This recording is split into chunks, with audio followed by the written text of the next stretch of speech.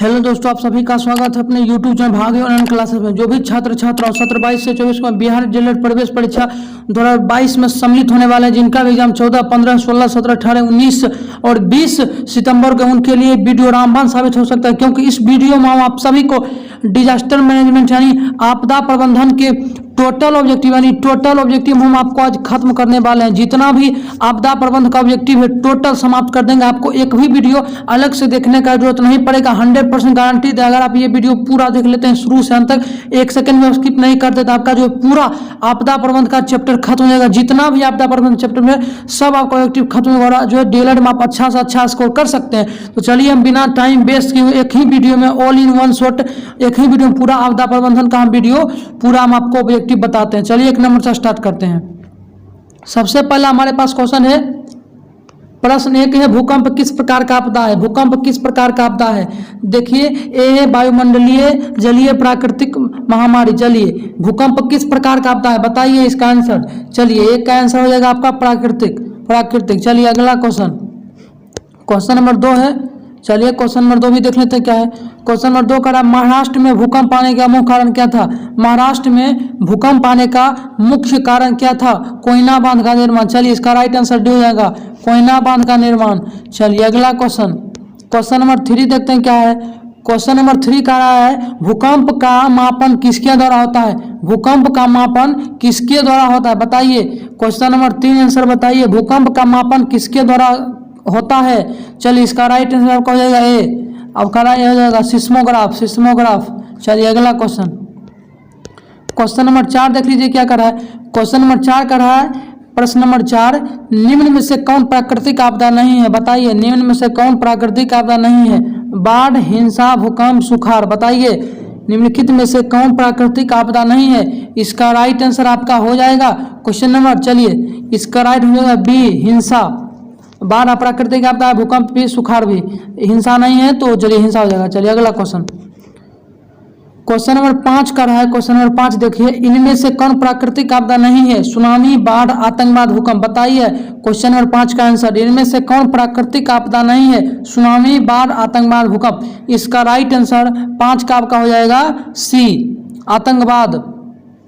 आतंकवाद। चलिए question number 6 हम देख लेते हैं। क्वेश्चन नंबर 6 बोल रहा है, क्वेश्चन नंबर 6 है, भोपाल गैस त्रासदी किस प्रकार की आपदा थी? प्राकृतिक, मानव जनित, वायुमंडलीय, कोई नहीं। बताइए भोपाल गैस त्रासदी किस प्रकार की आपदा थी? जो भोपाल में गैस की त्रासदी आया था भोपाल में, तो किस प्रकार की वो आपदा थी, बताइए इसका क्वेश्चन नंबर 6 का आंसर। चलिए क्वेश्चन नंबर 6 का आंसर आपका हो जाएगा वायुमंडलीय। चलिए अगला क्वेश्चन नंबर 7 देख लीजिए क्या है। क्वेश्चन नंबर 7 पूछ रहा है, बिहार में भूकंप कब आया था? बिहार में भूकंप कब आया था? क्वेश्चन नंबर 7, बिहार में भूकंप कब आया था? बताइए भूकंप कब आया था बिहार में। क्वेश्चन नंबर 7 का राइट आंसर आपका 1934 है इसका राइट आंसर, याद करिएगा, क्वेश्चन बहुत इंपॉर्टेंट है, 1934।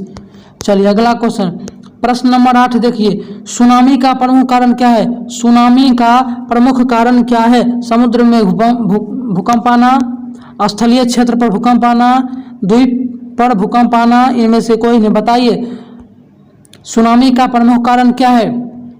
क्वेश्चन नंबर 8 का आंसर बताइए। चलिए इसका राइट आंसर हो जाएगा आपका समुद्र में भूकंप का आना। चलिए अगला क्वेश्चन देख लेते हैं हम। अब आ गए हैं प्राकृतिक आपदा प्रबंधन, बाढ़ सुखाव के, जितने भी बाढ़ सुखाव के ऑब्जेक्टिव है, मतलब बाढ़ सुखाव से रिलेटेड सब आपका एक बार में खत्म कर देंगे। उम्मीद है कि आप ये वीडियो को पूरा देखिएगा। अगर आप देख लेते हो तो आपका एक भी ऑब्जेक्टिव डीएलएड में नहीं छूटेगा। आपदा प्रबंधन से जो भी आएगा सब इसी में से आएगा। प्रश्न बताइए, प्रश्न नंबर 1 है, बिहार का कौन सा क्षेत्र बाढ़ग्रस्त क्षेत्र है? प्रश्न नंबर 1, बिहार का कौन सा क्षेत्र बाढ़ग्रस्त क्षेत्र है? पूर्वी बिहार, दक्षिणी बिहार, पश्चिमी बिहार। बताइए क्वेश्चन नंबर 1 का आंसर, बिहार का कौन सा क्षेत्र बाढ़ग्रस्त है? प्रश्न संख्या 1 का आंसर आपका हो जाएगा, प्रश्न संख्या 1 आपका हो जाएगा डी हो जाएगा। चलिए डी देख लेते हैं, उत्तरी बिहार इसका राइट आंसर। चलिए आगे देखते हैं, क्वेश्चन नंबर 2 देख लेते हैं क्या है। चलिए क्वेश्चन नंबर 2 क्या है देख लीजिए। क्वेश्चन नंबर 2 है, कुशहा तटबंध किस नदी पर है? Question number 2, Gandak, Kosi, Damodar, Ganga. कुशहा तटबंध किस नदी पर है? क्वेश्चन नंबर 2 का आंसर बताइए। चलिए इसका राइट आंसर हो जाएगा कोसी, इसका राइट आंसर कोसी हो जाएगा। चलिए अगला क्वेश्चन, बिहार की बड़ी त्रासदियों में से क्या है? बिहार में जो भूकंप आता है, भूस्खलन, चक्रवात, बाढ़, सुखाड़ में, इनमें से चारों में से सबसे बड़ी त्रासदियों में से एक कौन है? बताइए। भूस्खलन, चक्रवात, बाढ़, सुखाड़। क्वेश्चन नंबर 3 का राइट आंसर हो जाएगा बाढ़।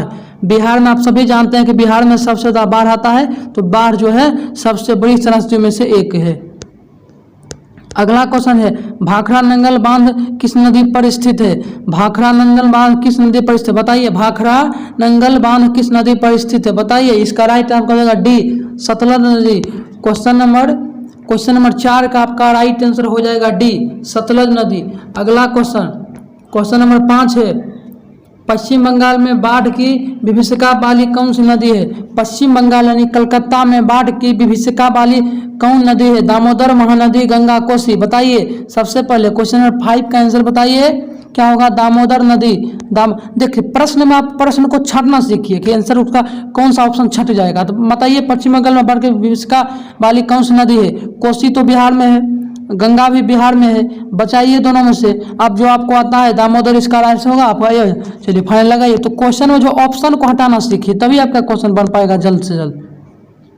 अगला है प्रश्न 6 है, देख लीजिए क्या है। सतलज नदी पर कृत्रिम जलाशय बनाया गया है। सतलज नदी पर कृत्रिम जलाशय बनाया गया है। बताइए। क्वेश्चन नंबर 6 का आंसर, सरदार सरोवर, पंत सागर, गोविंद सागर, नागार्जुन सागर। सतलज नदी पर कृत्रिम जलाशय बनाया गया है। 6 का राइट आंसर आपका हो जाएगा सी, गोविंद सागर। गोविंद सागर हो जाएगा। चलिए अगला क्वेश्चन देख लेते हैं क्या है। क्वेश्चन नंबर 7 है, निम्नलिखित में से किन नदी को बिहार का शोक कहा जाता है? वेरी वेरी इंपॉर्टेंट ये क्वेश्चन है आपका। बताइए, बिहार का शोक किस नदी को कहा जाता है? गंगा, गंडक, कोसी, पुनपुन। सही, इसका राइट आंसर हो जाएगा कोसी नदी। कोसी नदी हो जाएगा, कोसी नदी। चलिए अगला क्वेश्चन नंबर 8 है, सुखाड़ यानी सूखा किस प्रकार की आपदा है? सुखाड़ यानी सूखा किस प्रकार की आपदा है? बताइए। प्रश्न संख्या 8 का आंसर बताइए। चलिए इसका राइट आंसर आपका हो जाएगा प्राकृतिक आपदा। प्राकृतिक आपदा। चलिए अगला क्वेश्चन देख लेते हैं। क्वेश्चन नंबर 9 क्या है? सूखे के लिए जिम्मेवार कारक है। सूखे के लिए जिम्मेवार कारक कौन है? इसका राइट आंसर फाइनल आपका हो जाएगा ये, वर्षा की कमी।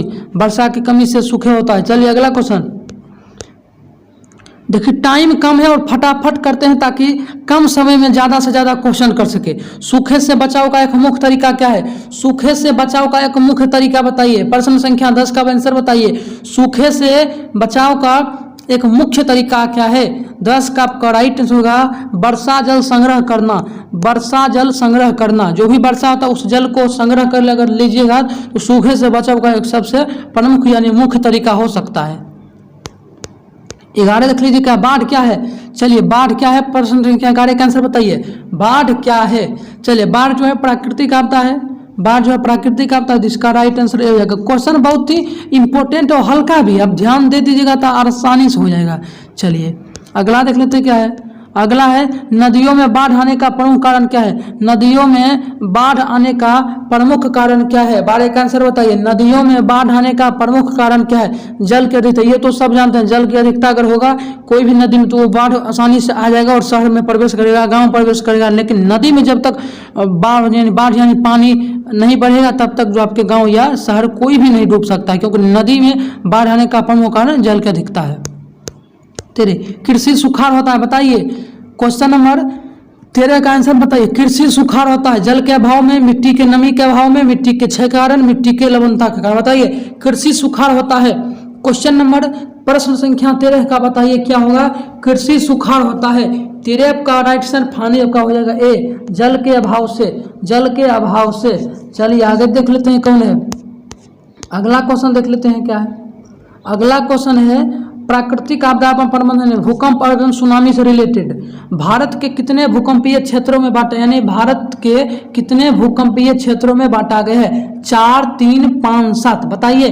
प्रश्न संख्या 1 आपका राइट आंसर हो जाएगा सी, 5 हो जाएगा। अगर आप ये वीडियो पूरा से देखिएगा शुरू से तो आपको कोई भी परेशानी नहीं होगा। चलिए अगला क्वेश्चन, सुनामी किस स्थान पर आता है? सुनामी किस स्थान पर आता है? प्रश्न संख्या 2 पूछ रहा है, सुनामी किस स्थान पर आता है? स्थल, समुद्र, आसमान, इनमें से कोई नहीं। बताइए इसका राइट सा। इसका फाइनल राइट आंसर होगा बी, समुद्र। बी हो जाएगा समुद्र। चलिए अगला क्वेश्चन,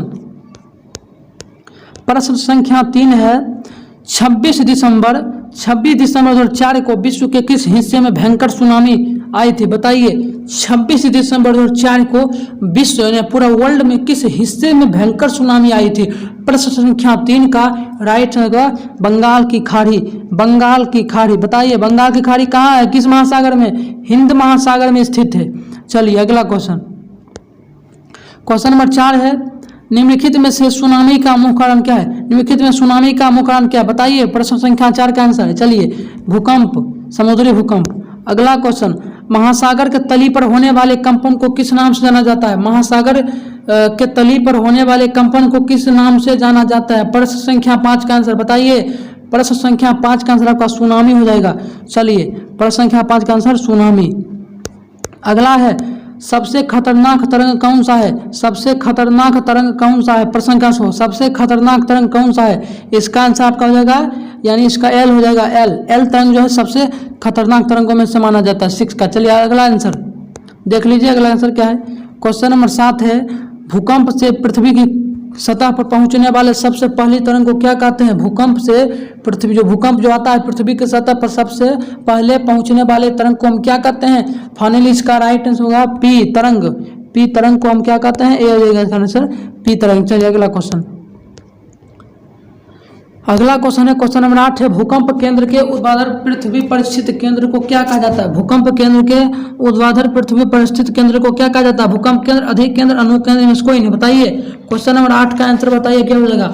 8 का आपका फाइनली राइट आंसर हो जाएगा आपका बी, अधिक केंद्र। अधिक केंद्र। चलिए अगला क्वेश्चन, भूपटल के नीचे वह स्थल, भूपटल के नीचे वह स्थल जहां भूकंप का जन्म होता है क्या कहलाता है? बताइए क्वेश्चन नंबर 9 का राइट आंसर इसका भी हो जाएगा अधिक केंद्र।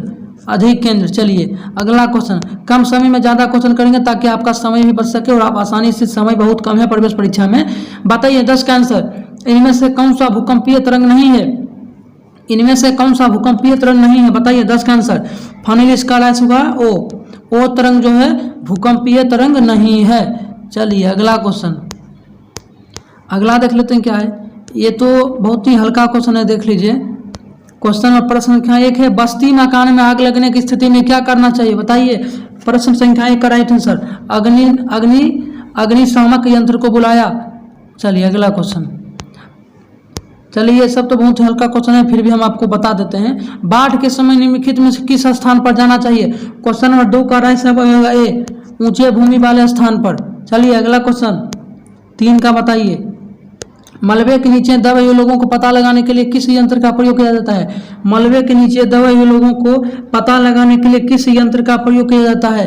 Infrared camera. Infrared camera. चलिए अगला क्वेश्चन, चलिए आग से जलने की स्थिति में जले हुए स्थान पर क्या प्राथमिक उपचार करना चाहिए? बताइए क्वेश्चन नंबर 4 का आंसर। चलिए इसका ठंडा पानी डालना। ठंडा पानी डालना। चलिए अगला है, आपदा काल में वैकल्पिक संचार व्यवस्था। चलिए अगला बताइए, अगला देख लीजिएगा क्या है। फाइनली इसका राइट आंसर जो होगा हम आपको बता ही देते हैं। चलिए एक थोड़ा पहला क्वेश्चन देख लेते हैं, ये क्या था। प्रश्न संख्या जो 4 है वो इसका आंसर ठंडा पानी डालना। चलिए अब देख लेते हैं, आपदा काल में वैकल्पिक संचार व्यवस्था। प्रश्न संख्या 1, संचार का सबसे लोकप्रिय साधन है। संचार का सबसे लोकप्रिय साधन क्या है? बताइए आप सभी। सार्वजनिक टेलीफोन, मोबाइल, वॉकी टॉकी। बताइए आप, संचार का सबसे लोकप्रिय साधन क्या है? इसका राइट आंसर सार्वजनिक टेलीफोन। सार्वजनिक टेलीफोन। चलिए अगला क्वेश्चन, प्रश्न संख्या 2 है, वैकल्पिक संचार साधन इनमें से कौन नहीं है? वैकल्पिक संचार साधन इनमें से कौन नहीं है? बताइए वैकल्पिक संचार साधन इनमें से कोई नहीं। बताइए 2 का आंसर। फनी 2 का आंसर अंतरिक्ष हो जाएगा। अंतरिक्ष डी हो जाएगा। चलिए अगला क्वेश्चन देख लेते हैं क्या है। अगला क्वेश्चन है क्वेश्चन नंबर 3, इनमें से कौन सा प्राकृतिक आपदा नहीं है? प्रश्न संख्या 3 आपसे पूछ रहा है, इनमें से कौन सा प्राकृतिक आपदा नहीं है? बाढ़, सूखा, भूकंप, आतंकवादी। तो बता ही दिए। चलिए अगला क्वेश्चन देख लीजिए क्या है। चलिए फाइनली इसका आंसर बताइए। क्वेश्चन नंबर 5 का, भारत में कितने प्रतिशत भूमि पर भूकंप प्रभावित है? 56%। बी इसका राइट आंसर होगा। प्रश्न संख्या 5 का बी हो जाएगा 56%। चलिए अगला क्वेश्चन, क्वेश्चन नंबर 6 देख लिए, वर्तमान में सबसे अधिक उपयोग देने वाला साधन कौन सा है? वर्तमान में सबसे अधिक उपयोग देने वाला साधन कौन सा है? मोबाइल सी हो जाएगा इसका आंसर। वर्तमान में सबसे अधिक उपयोग देने वाला साधन कौन सा है? मोबाइल। चलिए, समान संचार व्यवस्था के बाधित होने का मुख्य कारण क्या है? समान संचार व्यवस्था के बाधित होने का मुख्य कारण क्या है? कंबुल का टूट जाना। चलिए, इसका आंसर फाइनली हो जाएगा ए। अब हम अगला क्वेश्चन की तरफ बढ़ते हैं। आपदा एवं सहित अस्तित्व क्या है? चलिए बताइए, अगला क्वेश्चन देख लीजिए। निम्नलिखित में से कौन प्राकृतिक आपदा है? निम्नलिखित में से कौन प्राकृतिक आपदा है? चलिए, फनी इसका आंसर भूकंप हो जाएगा। फिर देखते हैं अगला क्वेश्चन। चलिए, फाइनली 2 का देख लीजिए। निम्न में से कौन मानव जनित आपदा है? बताइए, कौन मानव जनित आपदा है? प्रश्न संख्या 2 का है, सब आपका हो जाएगा इनमें से सभी। चलिए, लास्ट क्वेश्चन है, कृषि सुखाड़ होता है। कृषि सुखाड़ क्या होता है? कृषि सुखाड़ बताइए किस कारण होता है? 3 का आंसर। फाइनली मिट्टी के नमी के अभाव में। तो दोस्तों, आज का वीडियो यहीं पर खत्म होता है, क्योंकि इस वीडियो में जो है आपदा प्रबंधन में जितने भी क्वेश्चन था हम आपको उससे रिलेटेड करवा दिए हैं, ताकि आपको कोई जो परेशानी ना हो। डिजास्टर मैनेजमेंट यानी आपदा प्रबंधन के टोटल ऑब्जेक्टिव करा दें। अगर आप ये वीडियो शुरू से लेकर अंत तक देख लेते हैं तो आपको कोई भी परेशानी नहीं। उम्मीद है कि 100% आप अपना परीक्षा में देंगे और अच्छा नंबर लाएंगे। तो फिर मिलते हैं अगले ऐसे ही वीडियो में। तब तक के लिए जय हिंद, जय भारत, वंदे मातरम। Thank for watching this video. जय हिंद।